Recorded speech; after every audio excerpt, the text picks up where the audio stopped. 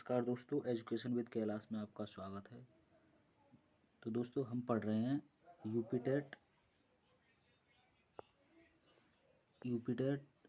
उत्तर प्रदेश शिक्षक पात्रता परीक्षा। ठीक है, पेपर 1 है ये 1 to 5 के लिए। ठीक है, सॉल्व पेपर 13 नवंबर 2011 का पेपर है और ये CDP का है। ठीक है, बाल विकास एवं शिक्षा शास्त्र। तो इसके क्वेश्चन है ये 2011 का पेपर कैसा आया था। चलिए शुरू करते हैं हम। तो साथियों, जितनी भी 2011 से 21 तक हुए हैं पेपर, उनकी सभी की वीडियो हमारे चैनल पर मिलेगी आपको। तो ये CDP की पहली वीडियो है। अगर आप चाहते हैं आपके लिए और भी वीडियो हैं तो हमारे चैनल को सब्सक्राइब कर लें, जिससे कि आने वाले वीडियो हैं उसका नोटिफिकेशन आप तक पहुंच जाए। तो चलिए पेपर की शुरुआत करते हैं। तो पहला क्वेश्चन है हमारा, क्वेश्चन नंबर है 1। निम्न कक्षाओं में शिक्षण की खेल विधि आधारित है। किस पर आधारित है? शारीरिक शिक्षा कार्यक्रम के सिद्धांत पर, शिक्षण की विधियों के सिद्धांत पर, विकास एवं वृद्धि के मनोवैज्ञानिक सिद्धांत पर, शिक्षण के सामाजिक सिद्धांतों पर। तो फर्स्ट का ऑप्शन सी सही है। ठीक है, विकास एवं वृद्धि के मनोवैज्ञानिक सिद्धांत पर। ठीक है, तो खेल विधि आधारित है इसी पर, विकास और वृद्धि के मनोवैज्ञानिक सिद्धांत पर। बढ़ते हैं दूसरा नंबर। डिसलेक्सिया संबंधित है किससे? मानसिक विकार से, गणितीय विकार से, पठन विकार से, ऑप्शन डी व्यवहारिक विकास से। तो सेकंड का सही ऑप्शन है ऑप्शन सी, पठन विकार से। तो डिसलेक्सिया पठन विकार से संबंधित है। अब है तीसरा नंबर। विशेष रूप से जरूरतमंद बच्चों की शिक्षा का प्रबंध होना चाहिए। ऑप्शन ए, दूसरे सामान्य बच्चों के साथ होना चाहिए। विशेष विद्यालयों में विशेष बच्चों के लिए विकसित विधियों द्वारा होना चाहिए। विशेष विद्यालय द्वारा, विशेष विद्यालयों में विशेष शिक्षकों द्वारा। तो इसका सही ऑप्शन है जो विशेष रूप से ज़रूरतमंद बच्चों की शिक्षा का प्रबंध दूसरे सामान्य बच्चों के साथ होना चाहिए। ये ऑप्शन ही सही है। ठीक है, बढ़ते हैं फोर्थ नंबर। अधिगम के प्रक्रम में अभिप्रेरण। ऑप्शन ए है, सीखने वालों की स्मृति तेज बनाता है, पुराने अधिगम से नए अधिगम को विभेदित करता है, एक दिशीय रूप से सोचने में सीखने वालों को प्रस्तुत करता है, डी है, नए सीखने वालों में अधिगम के प्रति रुचि का सृजन करता है। तो फोर्थ का सही ऑप्शन है, अधिगम के प्रक्रम में अभिप्रेरण क्या है? नए सीखने वालों में अधिगम के लिए रुचि का सृजन करता है। तो डी ऑप्शन इसका करेक्ट है। ठीक है, बढ़ते हैं 5 नंबर। कक्षा 5 के न्यून दृष्टि वाले बच्चों को निम्न स्तर के कार्य करने के लिए माफ करना उचित है। ऑप्शन ए, ऑप्शन बी है, उसके दैनिक कार्य में उसके माता पिता तथा मित्रों को सहायता करना चाहिए। सी है, कक्षा में सामान्य रूप से बर्ताव करना चाहिए और ऑडियो CD के जरिए सहायता प्रदान करनी चाहिए। तो यही ऑप्शन इसका सही सा लग रहा है वैसे। डी है, कक्षा में विशेष बर्ताव करना चाहिए। तो 5 का सही ऑप्शन है ऑप्शन सी, कक्षा में सामान्य रूप से बर्ताव करना चाहिए एवं ऑडियो CD के माध्यम के जरिए सहायता प्रदान करनी चाहिए। तो ये ऑप्शन सही है इसका। 6 नंबर है, श्यामपट्ट को शिक्षण साधन सामग्री के किस समूह में अंतर्भुक्त किया जा सकता है? तो इसके ऑप्शन हैं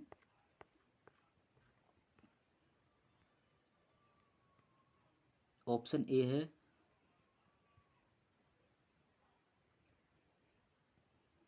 श्रव्य साधन, बी दृश्य साधन, सी दृश्य श्रव्य साधन, डी इनमें से कोई नहीं।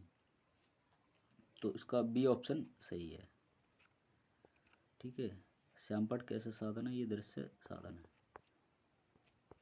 तो बी ऑप्शन सही है। बढ़ते हैं अगले क्वेश्चन की तरफ। 7 नंबर, निम्नलिखित में से निम्नलिखित में से कौन सी शिक्षण कुशलता से संबंधित है? ऑप्शन ए श्याम पट पर लिखना, बी प्रश्नों को हल करना, सी प्रश्न पूछना, डी उपयुक्त सभी। तो बताइए निम्नलिखित में से कौन शिक्षण कुशलता से संबंधित है? तो कौन है? तो ये तीनों हैं, श्याम पट पर लिखना, प्रश्नों को हल करना और प्रश्न पूछना।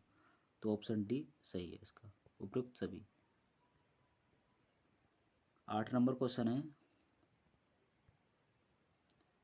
कक्षा में जो विद्यार्थी प्रश्न पूछते हैं उन्हें कक्षा के बाद शिक्षक से मिलने की सलाह दी जाए। ऑप्शन ए ऑप्शन बी है कक्षा चर्चा में भाग लेने के लिए प्रोत्साहित किया जाना चाहिए, सी है लगातार प्रश्न पूछने के लिए प्रोत्साहित करना चाहिए, डी है स्वतंत्र रूप से उत्तर ढूंढने के लिए प्रोत्साहित करना चाहिए। तो 8 का सही ऑप्शन है कक्षा में चर्चा में भाग लेने के लिए प्रोत्साहित करना चाहिए। तो बी ऑप्शन इसका सही है। ठीक है, यानी कक्षा में जो विद्यार्थी प्रश्न पूछते हैं उन्हें कक्षा में चर्चा में भाग लेने के लिए प्रोत्साहित करना चाहिए, यानी और बढ़ावा देना चाहिए कि आप क्वेश्चन पूछो। बढ़ते हैं 9 नंबर क्वेश्चन, शिक्षा की किंडरगार्टन पद्धति का प्रतिपादन किया। तो किसने किया है? तो ये फ्रोवेल ने किया है, ऑप्शन सी ही इसका सही है। ठीक है, शिक्षा की किंडरगार्टन पद्धति का प्रतिपादन किया है।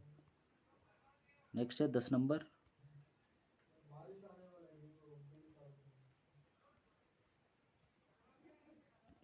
है एक अभिभावक आपसे विद्यालय में मिलने के लिए कभी नहीं आता है, तो आप क्या करेंगे? यदि कोई अभिभावक आपसे विद्यालय में नहीं मिलने आता है तो हम क्या करेंगे? तो हम स्वयं जाकर उससे मिलेंगे। तो सी ऑप्शन सही है ये।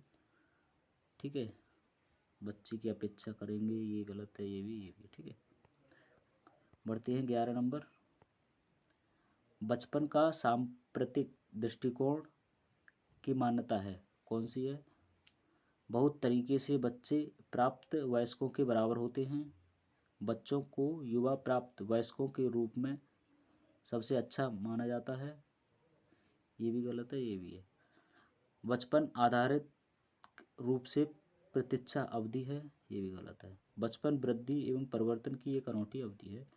तो ऑप्शन डी ही इसका सही है। बढ़ते हैं अगले क्वेश्चन की तरफ। 12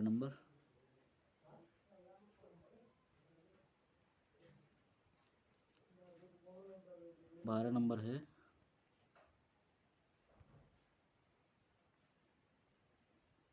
एक प्रमाणीकृत पठन परीक्षण लेने के लिए 5वीं कक्षा को प्रस्तुत करने में शिक्षक की अधिकाधिक परामर्श किया जाता है। तो क्या है? प्रमाणीकृत पठन परीक्षण लेने के लिए 5वीं कक्षा को प्रस्तुत करने में शिक्षक को अधिकाधिक परामर्श किया जाता है कि बच्चों को बोलना कि परीक्षण बहुत महत्वपूर्ण है तथा वह उसमें सबसे अच्छा प्रदर्शन करेगा, ये नहीं है। बी है पूर्ववर्ती परीक्षा से प्रधान प्रश्नों को चिन्हित करना एवं छात्रों को उन्हें उत्तर देने की अनुमति, ये भी नहीं। पढ़ते हैं सी ऑप्शन, देखते हैं।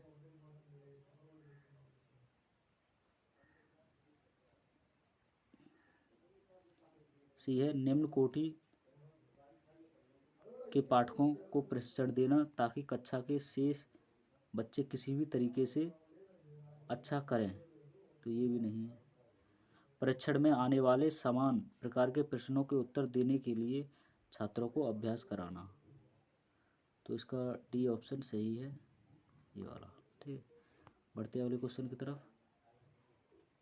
13 नंबर, असंगठित घर से आने वाला बच्चा सबसे अधिक कठिनाई का अनुभव करेगा, तो कब करेगा? सुनिर्मित पाठों में, तो यही ऑप्शन सही है। ठीक है, नियोजित निर्देशन में, स्वतंत्र अध्ययन में, अभ्यास पुस्तिकाओं में।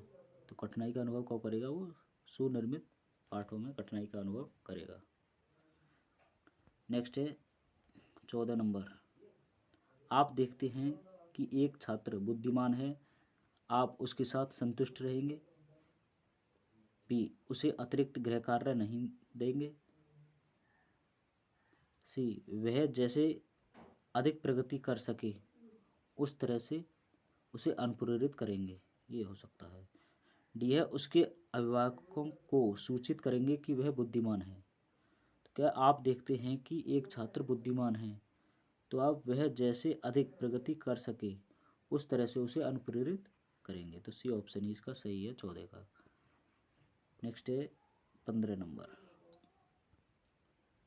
यदि कुछ विद्यार्थी कक्षा में अध्ययन की चित्तवृत्ति में नहीं है तो आप उन्हें अध्ययन के लिए बाध्य करेंगे? बी, उन विद्यार्थियों को कक्षा छोड़ने के लिए कहेंगे? तो दोनों में से कोई सा नहीं है इनमें से। सी, उन्हें चेतावनी देंगे कि वे अवश्य अध्ययन करें, नहीं तो आप प्रधानाध्यापक को सूचित कर देंगे? ये भी नहीं है। डी, उन्हें उनकी रुचि अथवा आप अपने विषय के अनुसार रुचिपूर्ण चीज़ें बताएंगे? ये ऑप्शन सही है डी। तो इसका डी ऑप्शन सही है। बढ़ते हैं अगले क्वेश्चन की तरफ। 16 नंबर। वह स्तर जिसमें बच्चा किसी वस्तु एवं घटना के बारे में तार्किक रूप से सोचना शुरू करता है कहा जाता है? ऑप्शन ए संवेदन प्रणोद अवस्था, ऑप्शन बी औपचारिक क्रियात्मक अवस्था, ऑप्शन सी पूर्व क्रियात्मक अवस्था, ऑप्शन डी मूर्त क्रियात्मक अवस्था। तो बताइए, वह स्तर जिसमें बच्चा किसी वस्तु एवं घटना के बारे में तार्किक रूप से सोचना शुरू करता है कहा जाता है? तो ये मूर्त क्रियात्मक अवस्था कहा जाता है। ऑप्शन डी सही है इसका। बढ़ते अगले क्वेश्चन की तरफ। 17 नंबर। बच्चों के बौद्धिक विकास के 4 सुस्पष्ट स्तरों की पहचाना गया था? ऑप्शन ए कोहलबर्ग द्वारा, ऑप्शन बी एरिक्सन द्वारा, ऑप्शन सी स्किनर द्वारा, ऑप्शन डी पियाजे द्वारा। तो 17 का ऑप्शन पियाजे द्वारा, डी ऑप्शन ही इसका सही है। ठीक है, बच्चों के बौद्धिक विकास के 4 सुस्पष्ट स्तरों के पहचाना गया है, तो डी ऑप्शन सही है। 18 नंबर है। अल्पवयस्क बच्चों के अधिगम प्रक्रम में अभिभावकों की भूमिका होनी चाहिए, तो कैसी होनी चाहिए? निषेधात्मक, ऑप्शन ए बी अग्र सक्रिय, सी संवेदनात्मक, डी उदासीन। तो इसका सही ऑप्शन है 18 का बी अग्र सक्रिय। अल्पवयस्क बच्चों के अधिगम प्रक्रम में अभिभावकों की भूमिका होनी चाहिए अग्र सक्रिय। नेक्स्ट है 19 नंबर। बच्चों के संज्ञानात्मक विकास को सबसे अच्छे तरीके से कहाँ परिभाषित किया जा सकता है? तो कहाँ कर सकते हैं हम? खेल के मैदान में कर तो सकते हैं, बी ऑप्शन भी देखते हैं, विद्यालय एवं कक्षा में, सी ऑडिटोरियम में, डी गृह में। तो बच्चों के संज्ञानात्मक विकास की सबसे अच्छे तरीके से कहाँ परिभाषित किया जा सकता है? तो हम विद्यालय एवं कक्षा में कर सकते हैं, बी ऑप्शन ही सही है। ठीक है, बढ़ते अगले क्वेश्चन की तरफ। 20 नंबर। ये रिक्त स्थान है। को अनुप्रेरित शिक्षण के एक संकेत के रूप में विवेचित किया जाता है? कक्षा के अधिगम उपस्थिति, बी शिक्षक द्वारा दिया गया उपचारात्मक कार्य, सी विद्यार्थियों द्वारा प्रश्न पूछना। तो विद्यार्थियों द्वारा प्रश्न पूछना को अनुप्रेरित शिक्षण के एक संकेत के रूप में विवेचित किया जाता है, तो सी ऑप्शन ही इसका सही है, 20 का सी। बढ़ते हैं 21 नंबर की तरफ।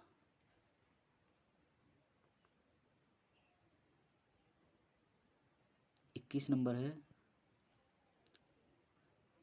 कक्षा में विद्यार्थियों की रुचि बनाए रखने के लिए एक शिक्षक को उचित है, तो क्या उचित है? श्यामपट्ट का प्रयोग करना, बी चर्चा करना, सी कहानी कहना, डी प्रश्न पूछना। तो डी प्रश्न पूछना। ठीक है, कक्षा में विद्यार्थियों की रुचि बनाए रखने के लिए एक शिक्षक को उचित है कि प्रश्न पूछना, तो डी ऑप्शन सही है। 22 नंबर। विद्यार्थियों को विद्यालय में खेलना क्यों उचित है? तो क्यों उचित है? यह उन्हें शारीरिक रूप से सशक्त बनाएगा, यह शिक्षक के लिए काम आसान करेगा। सी, यह समय बिताने में सहायक होगा। डी, यह सहयोग एवं शारीरिक संतुलन का विकास करेगा। तो डी ऑप्शन ही सही है इसका। ठीक है, 22 का विद्यार्थियों को विद्यालय में खेलना क्यों उचित है? क्योंकि यह सहयोग एवं शारीरिक संतुलन का विकास करेगा। नेक्स्ट है 23 नंबर, परिवार एक साधन है। तो कैसे साधन है? अनौपचारिक शिक्षा का। ये ऑप्शन सही है पहला ही। तो परिवार एक अनौपचारिक शिक्षा का साधन है। नेक्स्ट है 24 नंबर, एक शिक्षक विद्यार्थियों में सामाजिक मूल्यों को विकसित कर सकता है। ऑप्शन ए, महान व्यक्तियों के बारे में बोलकर। बी, अनुशासन की अनुभूति को विकसित करके। आदर्श रूप से बर्ताव कर। तो सी ऑप्शन इसका सही है। ठीक है, एक शिक्षक विद्यार्थियों में सामाजिक मूल्यों को विकसित कर सकता है। कब? आदर्श रूप से बर्ताव करके। ठीक है, तो सी ऑप्शन सही है 24 का। नेक्स्ट है 25 नंबर, एक शिक्षक के लिए सबसे महत्वपूर्ण क्या है? ऑप्शन ए, कक्षा में अनुशासन बनाए रखना। बी, कक्षा में समयानुवर्ती होना। सी, विद्यार्थियों की कठिनाइयों को दूर करना। डी, एक सुवक्ता होना। तो इसका सी ऑप्शन सही है, विद्यार्थियों की कठिनाइयों को दूर करके एक शिक्षक की सबसे महत्वपूर्ण यह है एक शिक्षक के लिए। नेक्स्ट है 26 नंबर, आप एक अति सक्रिय बालक को कैसे सही दिशा में लाएंगे? कैसे लाएंगे? उसे पहली पंक्ति में बैठाएंगे तथा उस पर कड़ी नज़र रखेंगे, ये नहीं है। उसे कक्षा के कोने में बैठने की जगह निर्धारित करेंगे, ये भी नहीं है।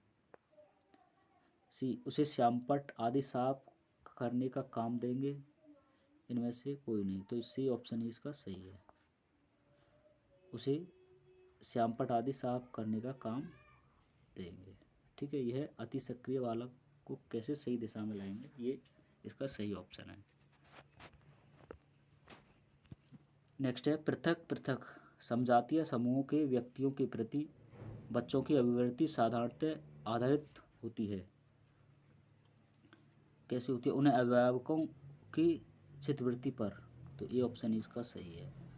इनमें समकक्षों की अभिवृत्ति पर, ये भी नहीं है। दूरदर्शन के, ये भी नहीं है। उनके सहोदरों की अभिवृत्ति। ठीक है, तो ये ऑप्शन इसका सही है। बढ़ते अगले क्वेश्चन की तरफ। 28 नंबर, तो 28 नंबर है हमारा, आपको अपनी कक्षा में 2 मंदबुद्धि बच्चों को बैठाने के लिए बोला गया है। आप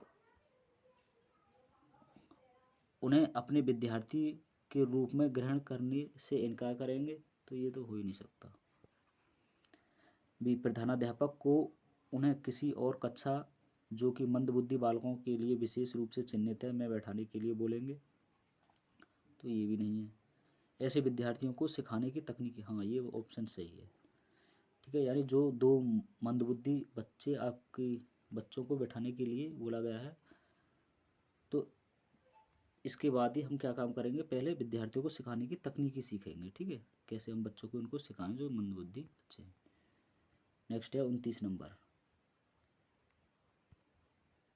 एक शिक्षक को साधन संपन्न होना चाहिए, इसका अर्थ है। तो इसका अर्थ क्या है? उनके पास पर्याप्त धन संपदा, ये तो नहीं। उनकी अधिकारियों के उच्च स्तर के ये भी नहीं है। अब उनको अपने विद्यार्थियों की समस्या को हल करने का पर्याप्त ज्ञान होना चाहिए। तो 29 का ये सही है। विद्यार्थियों के बीच उनकी प्रसिद्धि, ये नहीं है। तो सी ऑप्शन इसका सही है। बढ़ते हैं अगले क्वेश्चन की तरफ। नेक्स्ट है, बच्चों में संवेगात्मक समायोजन प्रभावी होता है। कब होता है? व्यक्तित्व निर्माण में, कक्षा शिक्षण में, अनुशासन में, और इनमें से सभी। तो इसका सही ऑप्शन है इनमें से सही। तो डी ऑप्शन सही है। ठीक है, तो साथियों कैसा लगा आपको? अगली जो वीडियो CDP